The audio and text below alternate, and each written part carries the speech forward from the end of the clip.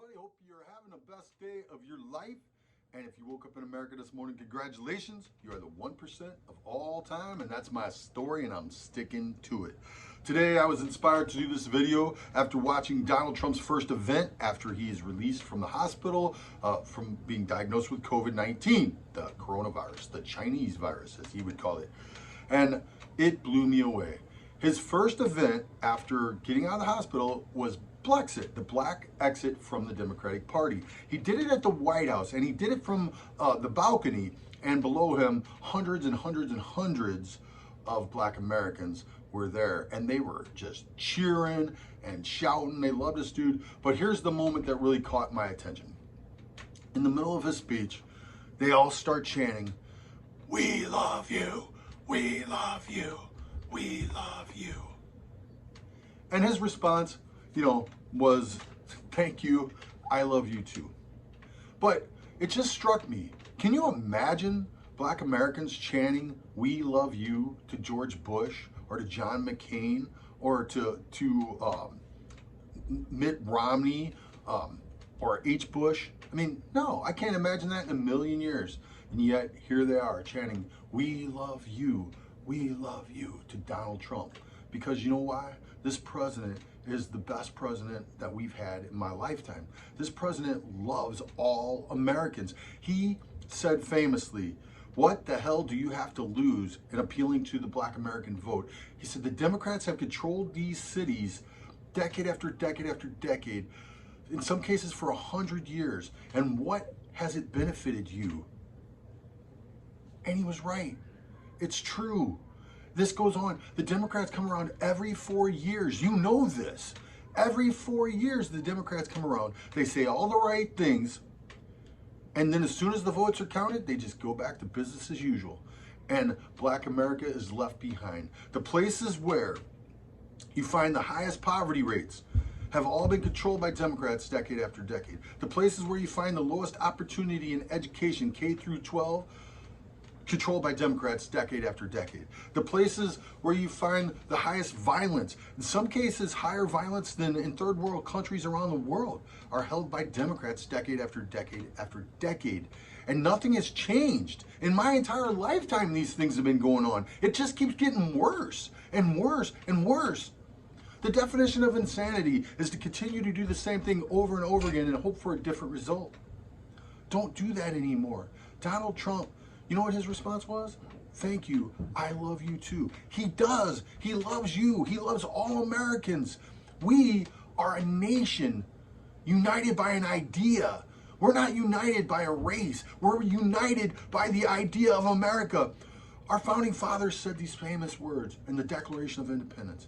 We hold these truths to be self-evident, that all men are created equal, endowed by their Creator with certain unalienable rights. Among these are life, liberty, and the pursuit of happiness. America has been a story of a nation striving to make that vision reality.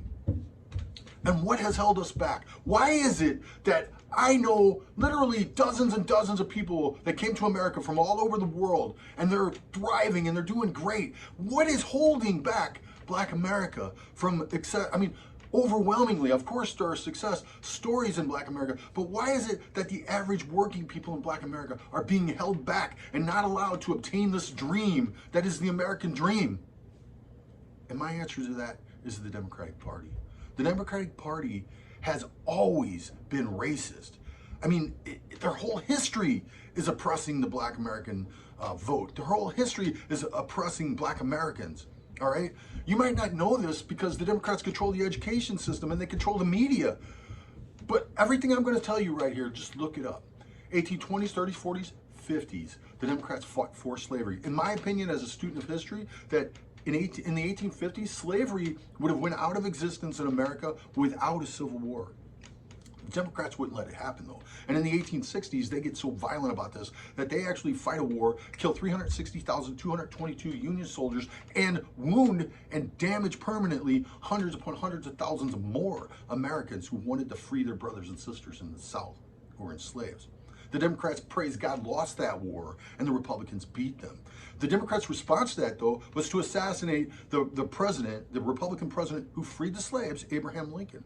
And for 2 years, the Democrats took advantage of this, and they passed what was called the Black Laws in the South.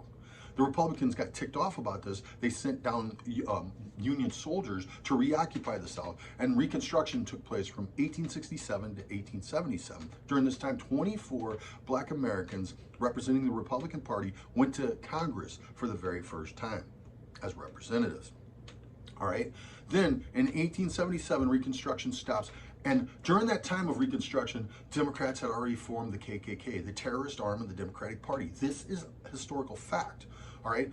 Then, as soon as the Republican forces move out, the Democrats do all the Jim Crow laws. The Democrats do all the segregation, the redlining, all of it. All that stuff was all Democrats. Everything that the left points to and says that this is America, America is institutional racism and all these things. They talk about slavery, they talk about black laws, they talk about Jim Crow, they talk about the KKK, they talk about redlining, they talk about all this. Voter suppression, that was all Democrats. Every single thing that they mention are Democrats. The majority of Americans have never been racist. The majority of Americans are not racist. If they were, then how do you explain 360,222 Americans laying down their lives to free the slaves? You can't. It doesn't make any sense. All right? Don't believe the lies. Donald Trump said, "What the hell do you have to lose?" And then when he became president, what did he do? Did he just talk about it and then go away? No, Donald Trump did not. He did the First Step Act, the first sentencing reform we've seen in our lifetimes. The First Step Act reversed the things that Joe Biden did in his 94 crime bill. All right, Joe Biden claims to have written the 94 crime bill, which incarcerated more Black Americans than anything that's ever happened. Someone like Alice Johnston, who was put away for a life sentence for a nonviolent drug offense. And Donald Trump pardoned Alice Johnston. Donald Trump wrote the First Step Act, which actually then freed Black Americans, and lots of them. Donald Trump did urban opportunity zones with Tim Scott. And because of this, the Black poverty rate before the coronavirus came in was the lowest ever recorded in history. The Black wage growth was 9.2%, the highest ever recorded in history. These are the kind of things that Donald Trump did.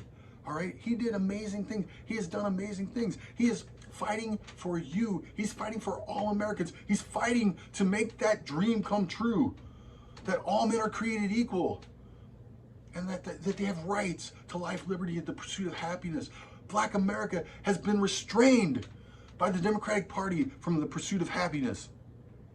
The Democratic Party does not give your children choice. Do they? They give you a choice of abortion. They don't give you a choice of what school your kids are going to go to, though. They force your children to go to failing schools. If you're in an urban area controlled by Democrats, your children are forced to go to failing schools. When I think about sending one of my little girls, one of my daughters, to a failing school like that and not having a choice, it breaks my heart. There's no way. Yet this has happened generation after generation after generation. Nothing has changed. It all stays the same. We need to change this. Donald Trump is a fighter.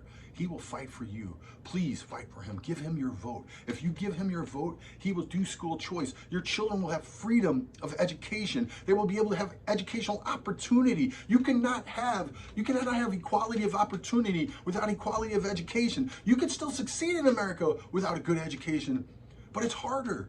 And why? Why? Why do we keep sending children to failing school systems? Because the Democrats force your children to do that. That's why. They control everything, top to bottom. You can go out and protest and do all the things you want to do, but then you're going to turn around and vote for the same people who have been destroying and oppressing your communities? Why is it? Stop it. Stop it. They chanted, "We love you." Donald Trump's response back was, "Thank you, I love you too." And you know what? Love is a verb. Love isn't just words. The Democrats, like I said, come around every 4 years and they say the most beautiful words. But how has that impacted Baltimore? How has that impacted the violence in Chicago? How has that impacted Detroit and St. Louis?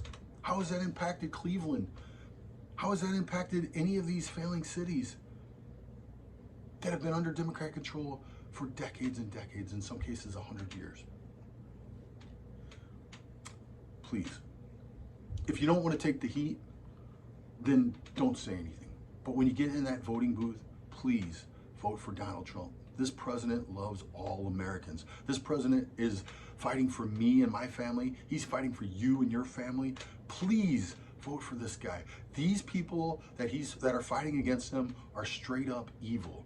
They do not care about your family. If they cared about your family, then why do they force your children to go to failing schools? If they cared about your family, then why do they chase away businesses and keep you impoverished and in poverty? Why are the highest poverty rates found in Democratic controlled places? Why are the highest violence controlled in Democratic controlled places? Why? They don't care. That's why. They tell you what they think you want to hear every 4 years, and as soon as the votes are counted, it's back to business as usual. Donald Trump is not that person. Give this guy another 4 years. Let him fight for you and your family. Let him fight for your children. Let him fight for me and my family. Let him fight for America. Let him fight for the idea that all men are created equal, endowed by the Creator with certain unalienable rights. Among these are life, liberty, and the pursuit of happiness. Be praying, everybody. God bless America. God bless Donald Trump. God bless you and your family. And get out there and vote, vote, vote. Get out there and vote. Get everybody you know to vote. And let them know the truth. Because the truth, you shall know the truth, and the truth will set you free. God is good. I was inspired by this video, to do this video today. Because I never could have dreamed in a million years that I would hear a Republican president speaking to a large group of Black Americans, and they are chanting, "We love you." And his response, "Thank you, I love you too." If you like what I do here, if you like my videos, please like, subscribe, comment, hit the bell so you get a notification when I'm sending out a new video, and please share my videos. God bless you. God bless President Trump. And you know what? God bless America.